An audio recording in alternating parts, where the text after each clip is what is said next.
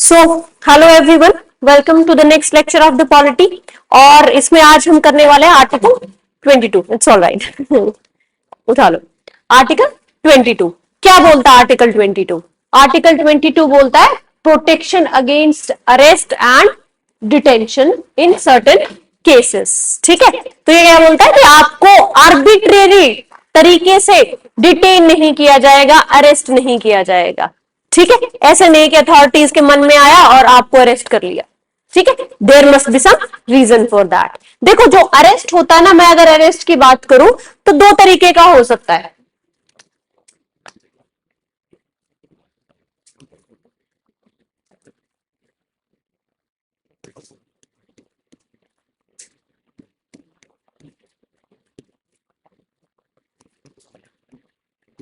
The first one is punitive and another one is preventive। ठीक है, जैसा कि आप लोग नाम से ही पता कर सकते हैं, बेसिकली क्या है। प्रिवेंटिव की बात कर लेते हैं सबसे पहले तो, कि व्हाट इज प्रिवेंटिव डिटेंशन या प्रिवेंटिव अरेस्ट।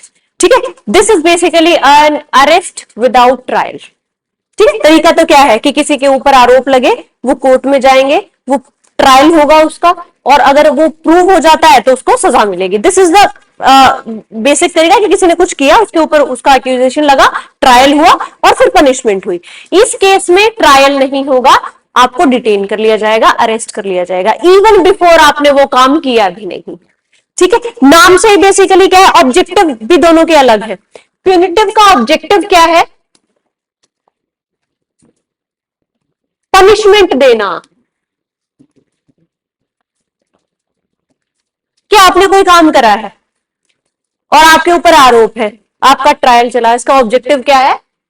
पनिशमेंट। कि अब कोर्ट ने कहा कि भाई इसने ये किया है, इसके ऊपर जो आरोप है वो सारे के सारे प्रूव हो चुके हैं और आप इसको अरेस्ट करो, अभी इसको सजा मिलेगी। तो क्या है इस अरेस्ट का ऑब्जेक्टिव? क्या है? उसको पनिशमेंट देना। ठीक है, इसका ऑब्जेक्टिव क्या है? उस काम को होने से रोकना, to prevent someone from doing something which is against the law. ठीक है, तो प्रिवेंटिव का क्या है? To prevent.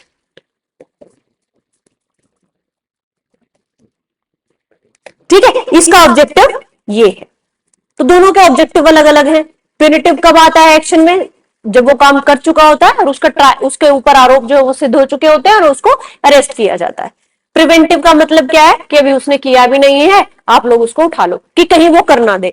कुछ ऐसी चीजें जो प्रेजुडिशियल है, सिक्योरिटी ऑफ स्टेट को लेकर के, पब्लिक ऑर्डर को लेकर के, और essential supply of services and commodity को लेकर के, है ना, और डिफेंस या फॉरेन अफेयर्स। इन सब टॉपिक से अगर कोई भी इंसान इन सब चीजों से कोई भी प्रिजुडिशियल कोई एक्टिविटी करता है तो उसको प्रिवेंटिव डिटेंशन के तहत उठाया जा सकता है, उसको अरेस्ट किया जा सकता है। तो आपके पास एक तो बेसिस होना चाहिए कि प्रिवेंटिव डिटेंशन ऐसा नहीं कि स्टेट का मन किया और उसने उठा लिया, किसी को भी अरेस्ट कर लिया, है ना।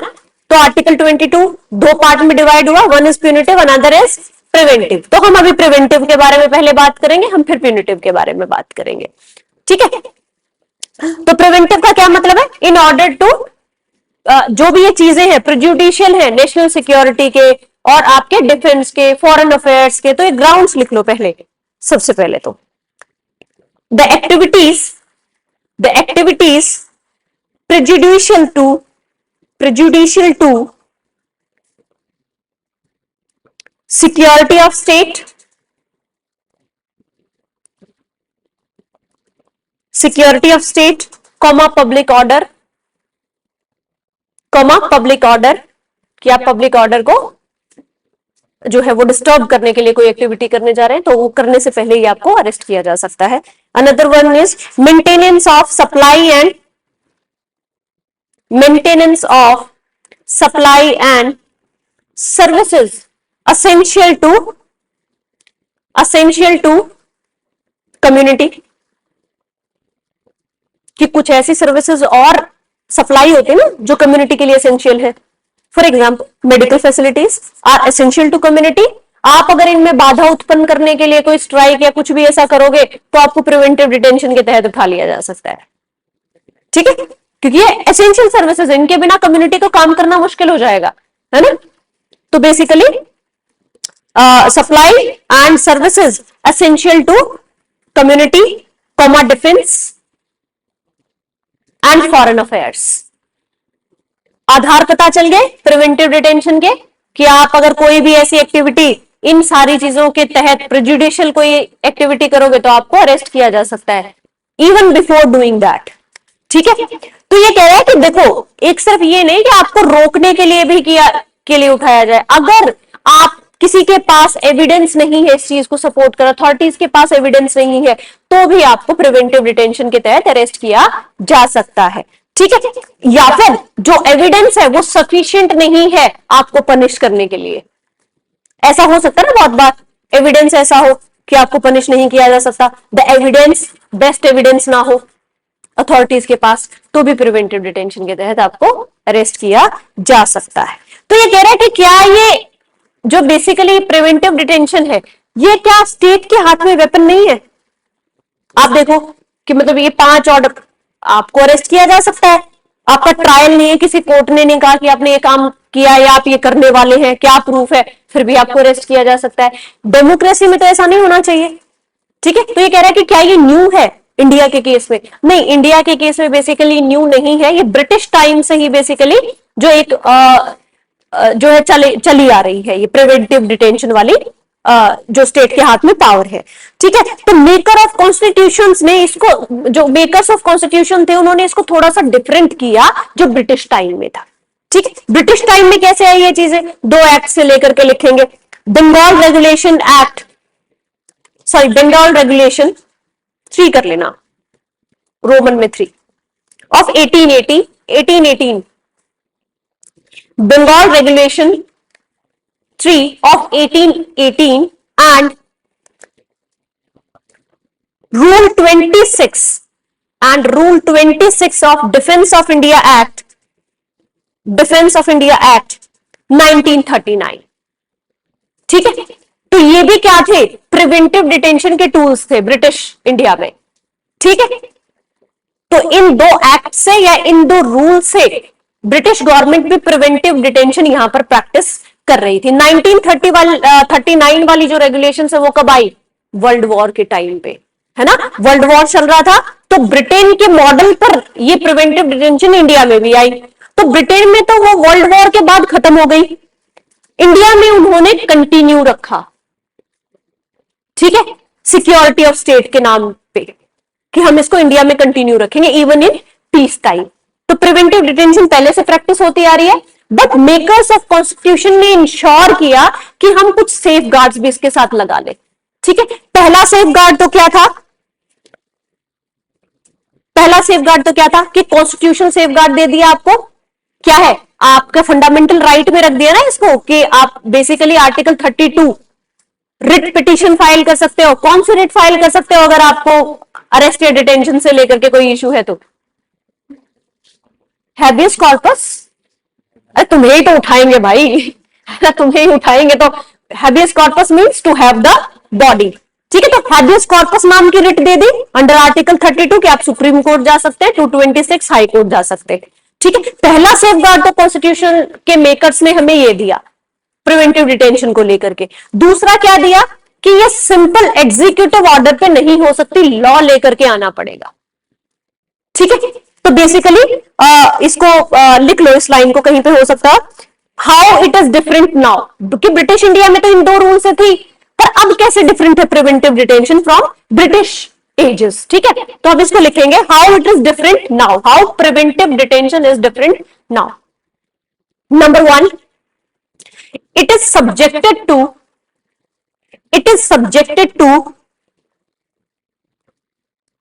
constitutional safeguards. It is subjected to constitutional safeguards. Bracket में लिख लो writ of habeas corpus, HABEAS CORPUS, habeas corpus। ये टेंशन लेने की जरूरत नहीं है, हम आर्टिकल 32 करेंगे ना फंडामेंटल राइट का, तो 5 रिट में आपको कराऊंगी कि कौन सी अवेलेबल है आपको। ठीक है, कहां से आई ये रिट इंडियन कॉन्स्टिट्यूशन में? सोर्स रिवीजन अच्छा नहीं चल रहा है ना, सोर्स तो पता होना चाहिए कि रिट्स कहां से आई, हमने कहां से लिया रिट वाला अपना जो कॉन्स्टिट्यूशन मेजर है।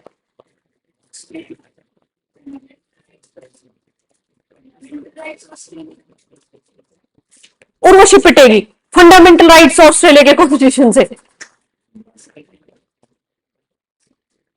सोर्सेज ऑफ कॉन्स्टिट्यूशन कहां से, हमने क्या क्या ले रखा, बोरोड फीचर्स लर्न नहीं है तुम्हें, ठीक है, इसको कर लेना। अब ये बेसिकली क्या है, अब पता चले कि अभी डिफरेंट कैसे है। पहला तो क्या, subjected to constitutional safeguards. Number two, it is not self executory. It is not self executory, किस ऐसे ही नहीं है कि विम्स एंड फैंसीज पे नहीं हो सकता प्रिवेंटिव डिटेंशन, ठीक है, इसके लिए क्या लाना पड़ेगा, लॉ लाना पड़ेगा, ठीक है। It is not self executory but requires a law, but requires a law.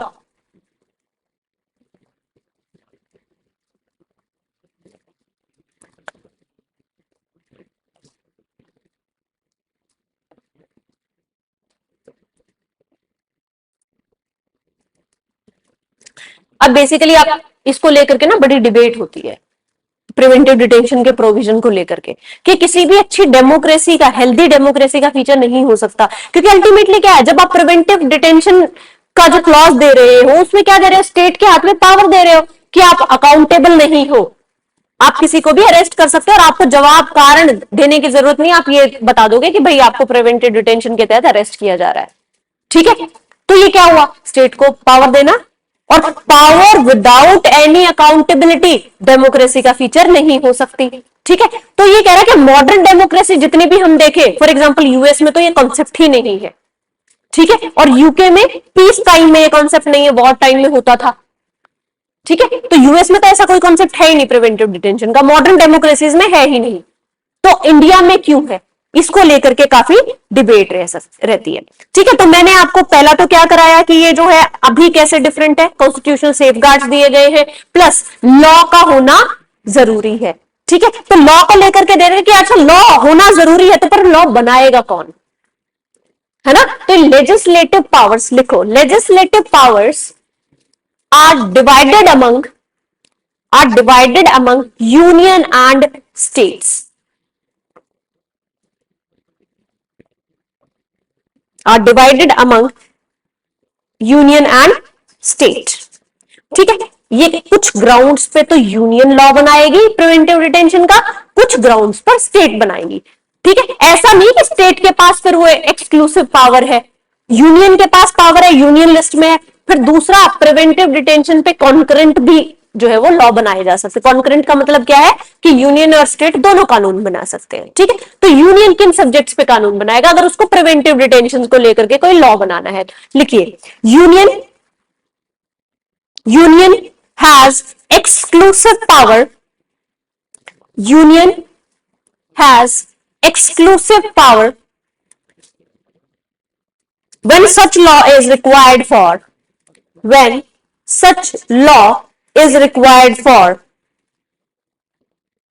reasons connected with number one defense, number two foreign affairs, number three security of India, ठीक है। तो जब इनको लेकर के प्रिवेंटिव डिटेंशन बनाना है तो कौन बनाएगा लॉ, यूनियन बनाएगा, है ना। इन तीन ग्राउंड्स पे यूनियन बनाएगा। लिखो, state has power to make law, state has power to make law, या states have power to make law when preventive detention is related to number one security of state,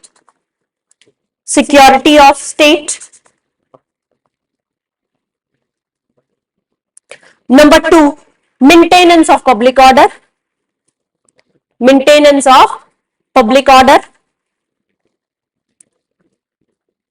number three maintenance of supplies and services,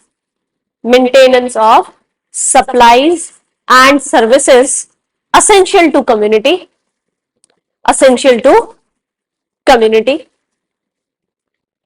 number 1 security of state, number 2 maintenance of public order, number 3 maintenance of supplies and services essential to community.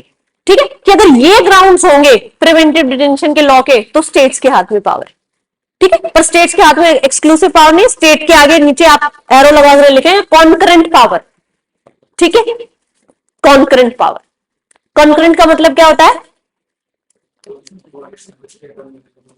Exactly exactly. ठीक है, तो आपसे अगर preventive detention का एक line में मतलब पूछा जाए तो आप क्या बताएंगे? Arrest without trial. लिखो इसको कहीं पे भी, क्योंकि जब मैं प्रिवेंटिव डिटेंशन पे कोई क्वेश्चन दूंगी ना तो ढंग से डेफिनेशन नहीं लिख पाओगे। अरेस्ट विदाउट ट्रायल,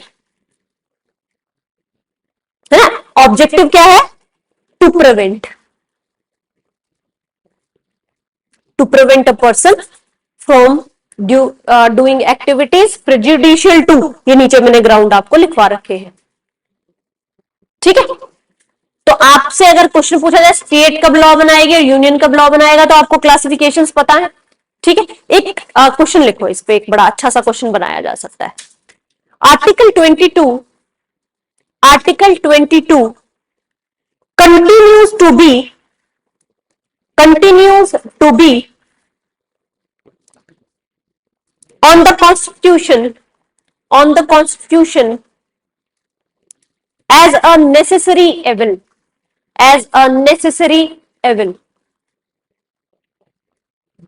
क्या होता है necessary evil?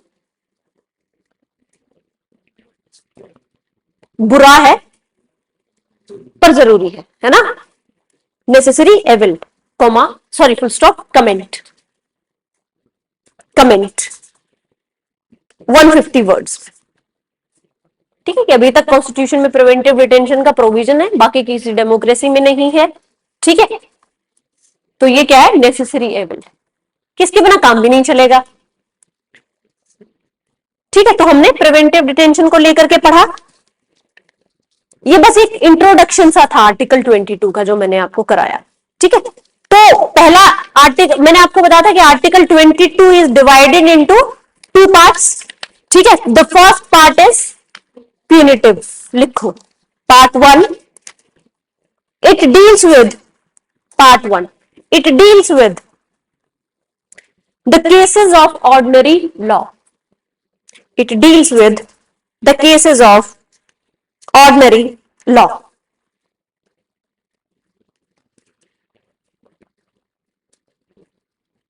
It confers following rights to a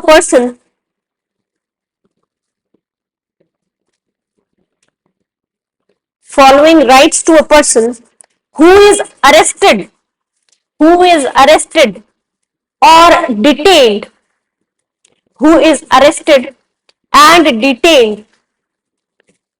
under any ordinary law.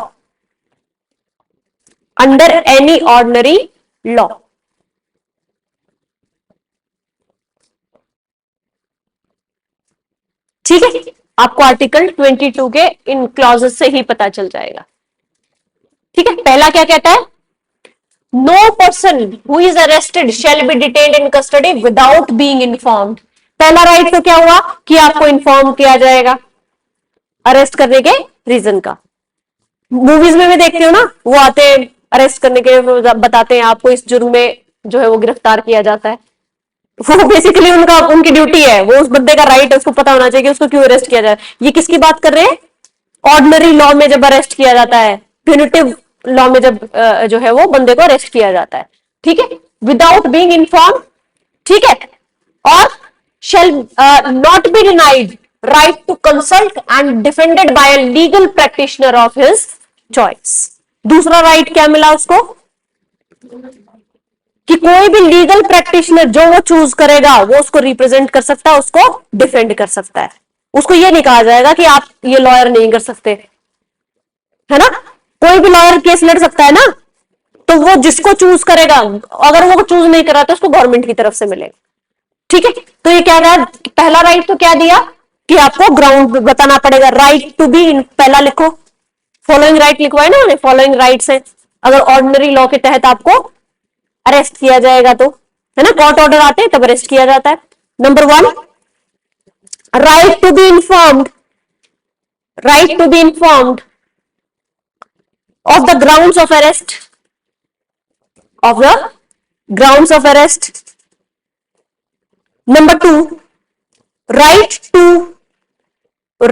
to consult or defended by, right to consult or defended by the legal practitioner of his or her choice.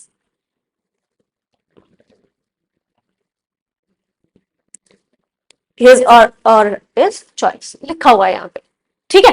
अब तीसरा right आता है उसके पास, जो भी इंसान arrest या detain किया गया है वो नियरेस्ट मजिस्ट्रेट के पास विद इन 24 आवर्स प्रोड्यूस करना पड़ेगा, ठीक है। 24 घंटे के अंदर अंदर नियरेस्ट जो मजिस्ट्रेट बैठे होंगे उनके पास ले जाना पड़ेगा जिसको अरेस्ट किया है, ठीक है। पर इस 24 आवर में वो जर्नी का टाइम जो है वो इंक्लूड नहीं होगा, ठीक है, excluding the time necessary for the journey from place to arrest to the court of the magistrate, ठीक है। थर्ड राइट लिखो, right to be produced before magistrate,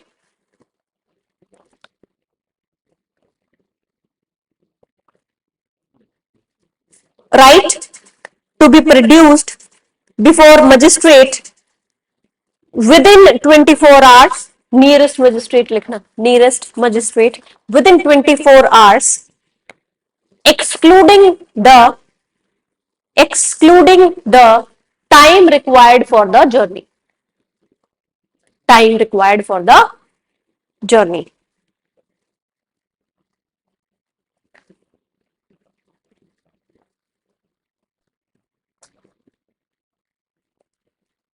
ठीक है। और चौथा राइट क्या होगा, उन 24 आवर्स के बाद अगर अथॉरिटी से ये नहीं आता कि इसको फर्दर डिटेंशन में रखना है तो उसको रिलीज कर दिया जाए, ठीक है।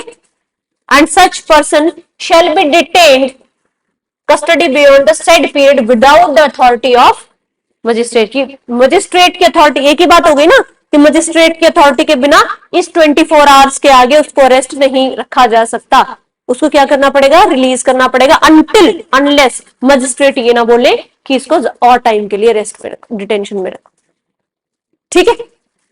नंबर 4, राइट नंबर 4, ये 4 राइट मिलते हैं किसी भी इंसान को अगर उसको ऑर्डिनरी लॉ के तहत अरेस्ट किया गया है, प्यूनिटिव लॉ के तहत अरेस्ट किया गया है, क्योंकि ऑर्डिनरी लॉ क्या है, प्यूनिटिव नेचर का है कि आपने क्राइम कर दिया अब आपको पनिशमेंट मिलेगी, है ना, इस नेचर का है ना। स्पेशल लॉ क्या है, प्रिवेंटिव डिटेंशन, तो ये ऑर्डिनरी की बात कर रहे हैं अभी पार्ट 1 में हम लोग।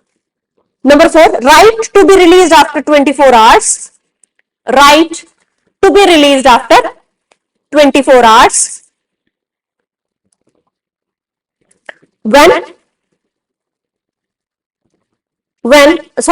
unless लिखो, unless the magistrate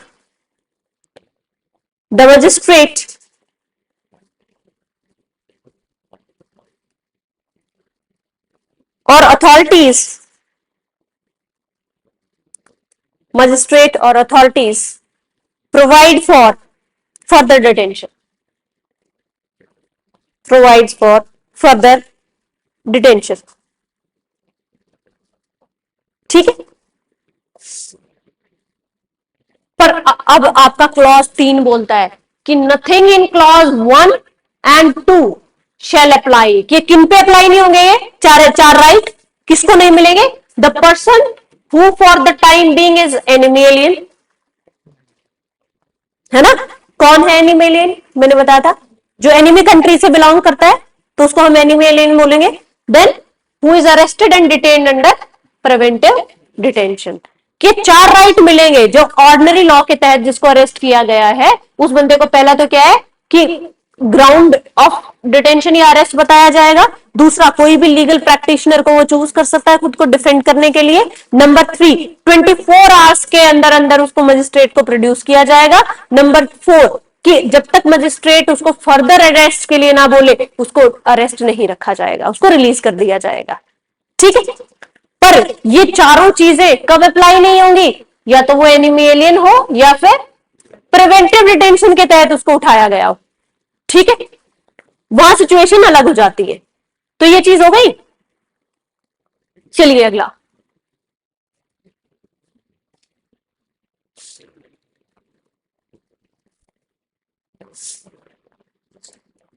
this first part लिखो, this first part does not cover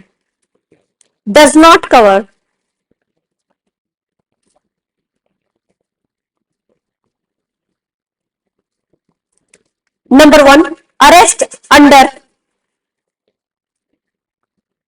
order of court, order of court. Number two, civil arrest. Number three, arrest on failure to pay income tax.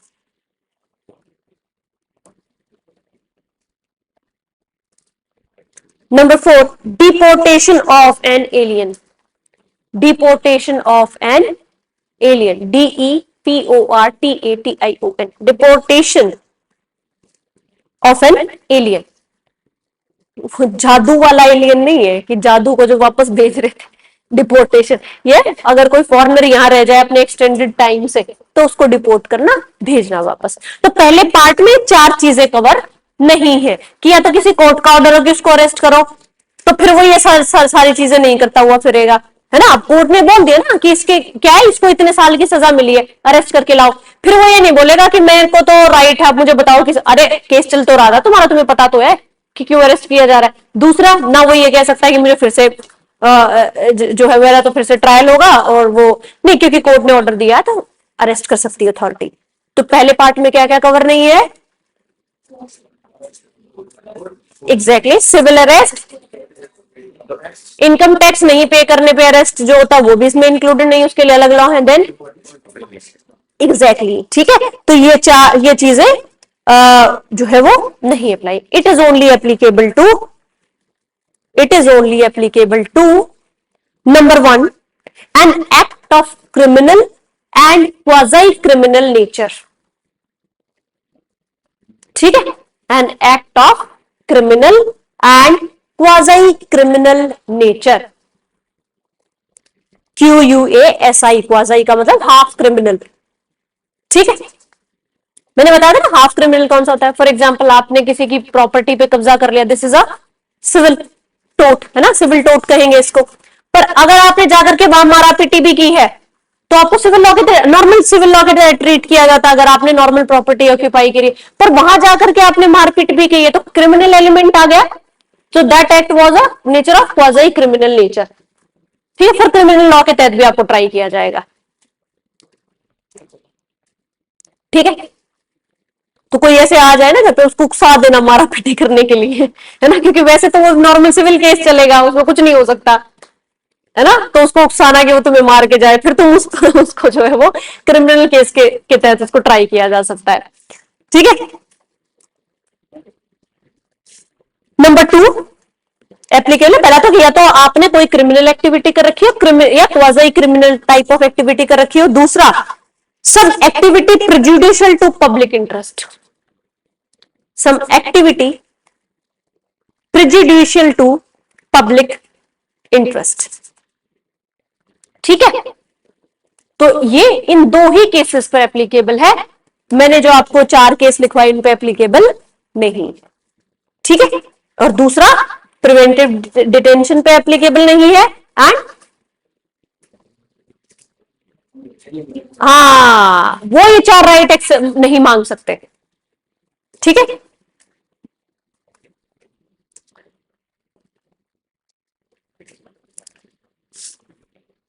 Part two लिखेंगे। अब part two आ गया preventive detention. ठीक है, पहली बात तो बोलते हैं no law providing for preventive detention shall authorize the detention of a person for a longer period than 3 months। ठीक, 3 महीने से ज्यादा किसी को प्रिवेंटिव डिटेंशन में नहीं रखा जा सकता, ऐसा बोल। ठीक है, नो पर्सन, लिख लो इसको बोल के थोड़ा सा इजी लैंग्वेज में, no person can be detained under preventive detention for more than 3 months।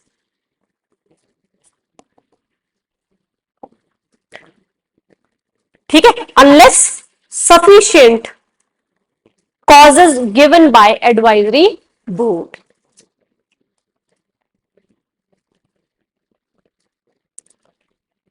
ठीक है, हालांकि 44th कॉन्स्टिट्यूशन अमेंडमेंट में इसको 3 महीने से रिड्यूस करके 2 महीने कर दिया गया था, बट अभी ये अप्लाई नहीं हुआ। ठीक है, तो किसी भी इंसान को प्रिवेंटिव डिटेंशन मैक्सिमम कितने महीने के लिए रखा जा सकता है? 3 मंथ्स के लिए। ठीक है, इसके आगे अगर रखना है तो एडवाइजरी बोर्ड जब तक कारण ना दे तब तक नहीं रख सकते।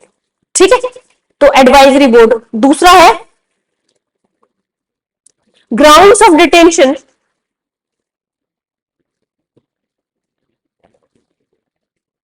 grounds of detention should be communicated to detenue, DETENUE, डिटेन्यू होता है जिसको डिटेन किया जा रहा है, डिटेनी होता है जो डिटेन कर रहा है। ठीक है, इंग्लिश डिटेन्यू। ठीक है, ग्राउंड्स ऑफ डिटेंशन बताया जाएगा उसको। ठीक है, पर अगर ये पब्लिक इंटरेस्ट में नहीं है, नेशनल सिक्योरिटी के इंटरेस्ट में नहीं है, तो ना भी बताया जाए, कोई जरूरी नहीं। ठीक है, लिखो but the facts considered to be against public interest need not to be disclosed.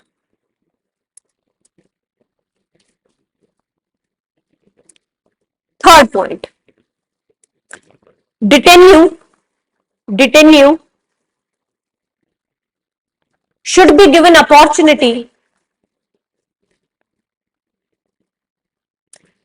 given opportunity to make representation against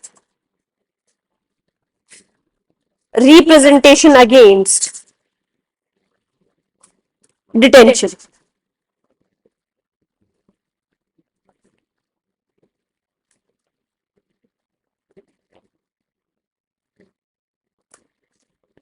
ठीक है, तो अब ये कह रहा है, मैंने आपको पहला पॉइंट प्रिवेंटिव डिटेंशन में क्या बताया, किसी भी इंसान को प्रिवेंटिव डिटेंशन में 3 महीने से ज्यादा नहीं रखा जा सकता।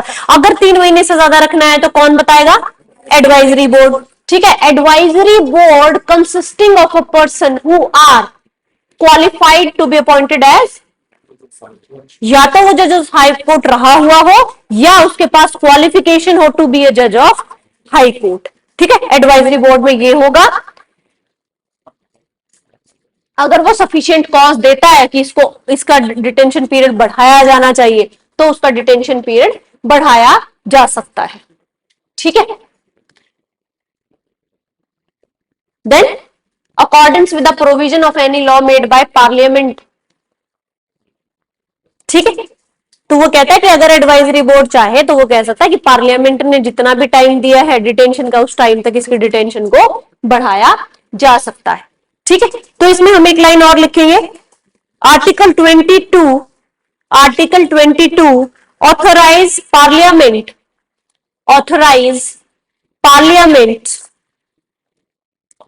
To prescribe number 1 the circumstances in which person can be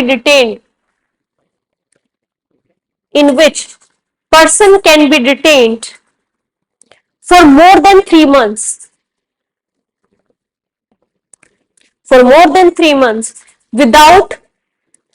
without opinion of advisory board।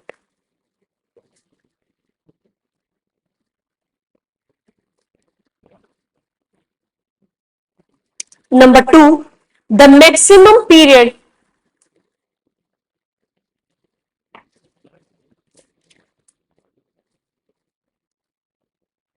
ठीक है, the maximum period for which a person can be detained a person can be detained. Number 3, the procedure to be followed by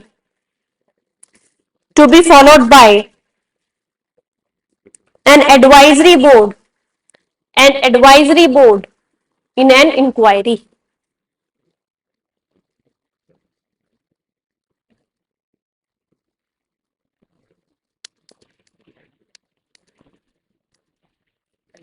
ठीक है, तो article 22 preventive detention या punitive detention बताने के साथ साथ इंसान के राइट बताने के साथ साथ क्या भी काम करता है, पार्लियामेंट को ऑथोराइज करता है क्या करने के लिए। पहला तो ये कि वो क्या जो है वो बना सकता है, एक ऐसी सर्कमस्टांसेस बता सकता है कि इनमें 3 मंथ से ज्यादा प्रिवेंटिव डिटेंशन हो सकती है, even without the permission of opinion of advisory board. Second क्या बोलते हैं, मैक्सिमम पीरियड की कितना बोल सकते हैं। ठीक है, द थर्ड वन इज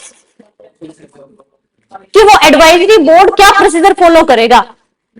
ठीक है, तो अब ये बोल रहा है ना, provided that nothing in the sub clause. ये क्या कह रहा है कि देखो नॉर्मली 3 महीने रखा जा सकता है, 3 महीने से आगे कब तक बढ़ाया जा सकता है, जब तक एडवाइजरी बोर्ड बोले। पर एडवाइजरी बोर्ड ऐसा नहीं बोल सकता कि 3 साल के लिए प्रिवेंटिव डिटेंशन में डाल दो। वो मैक्सिमम उतने टाइम तक बढ़ा सकता है जितने टाइम का लॉ पार्लियामेंट ने बना रखा है ना। एडवाइजरी बोर्ड भी कहां तक बढ़ा सकता है मैक्सिमम प्रिवेंटिव डिटेंशन, जो पार्लियामेंट ने मैक्सिमम लिमिट प्रिस्क्राइब करी है। तो मैक्सिमम लिमिट प्रिस्क्राइब करने की अथॉरिटी किसकी, पार्लियामेंट की। ठीक है, प्रोसीजर कैसे फॉलो होगा वो कौन डिसाइड करेगा, पार्लियामेंट। और वो सर्कमस्टांसेस जिनमें ये 3 मंथ से ज्यादा प्रिवेंटिव डिटेंशन हो सकती है वो भी कौन बताएगा, पार्लियामेंट।